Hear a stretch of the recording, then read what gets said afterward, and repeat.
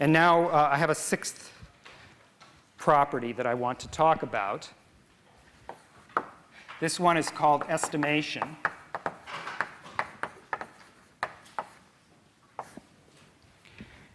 And it says the following.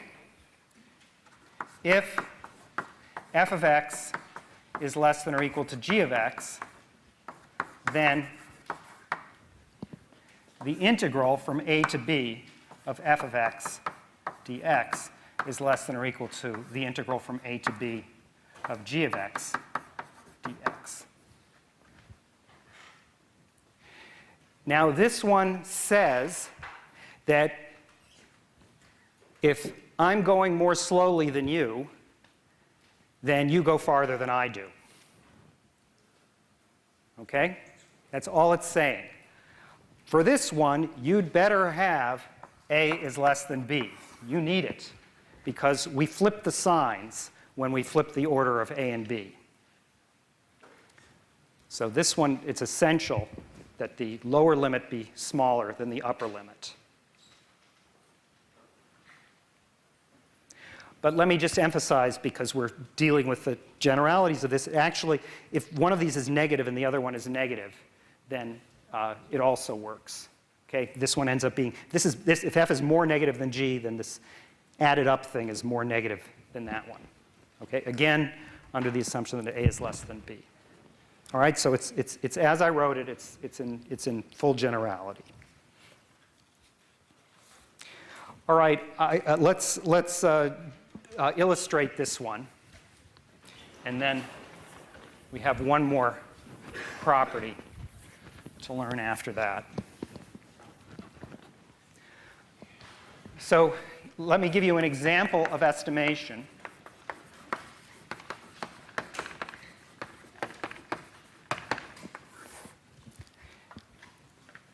The example is the same as one that I already gave you. But this time, because we have the tool of integration, we can just follow our noses, and it works.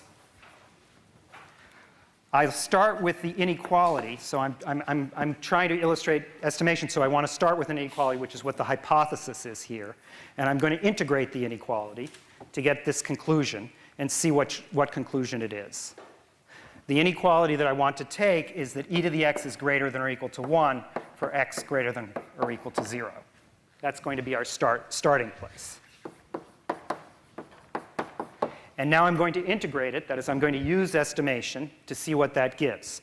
Well, I'm going to integrate, say, from 0 to b. I can't integrate below 0 because it's only true above 0. This is e to the x dx greater than or equal to the integral from 0 to b of 1 dx. All right, let's work out what each of these is. The first one, e to the x dx, is the antiderivative is e to the x, evaluated at 0 and b. So that's e to the b minus e to the 0, which is e to the b minus 1. The other one,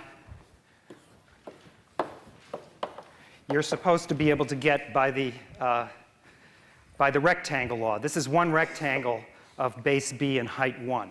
So the answer is b. Or you can do it by antiderivatives. But it's b. That means that our inequality says, if I just combine these two things together, that e to the b minus 1 is greater than or equal to b. And that's the same thing as e to the b is greater than or equal to 1 plus b. Again, this only works for b greater than or equal to 0. Notice that if b were negative, this would be a well-defined quantity. But this estimation would be false. All right? We need that the b be bigger than 0 in order for this to make sense. So this was used. And that's a good thing because this inequality is suspect. Actually, it turns out to be true when b is negative. But we certainly didn't prove it. All right. I'm going to just repeat this process. So let's repeat it. starting from the inequality, the conclusion, which is sitting right here. But I'll write it in the form e to the x greater than or equal to 1 plus x for x greater than or equal to 0. And now if I integrate this one, I get the integral from 0 to b e to the x dx is greater than or equal to the integral from 0 to b 1 plus x dx. And I remind you that we've already calculated this one. This is e to the b minus 1.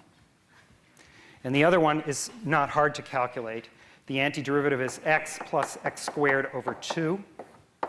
We're evaluating that at 0 and b. So that comes out to be b plus b squared over 2. And so our conclusion is that the left side, which is e to the b minus 1, is greater than or equal to b plus b squared over 2. And this is for b greater than or equal to 0. And that's the same thing as e to the b greater than or equal to 1 plus b squared over 2.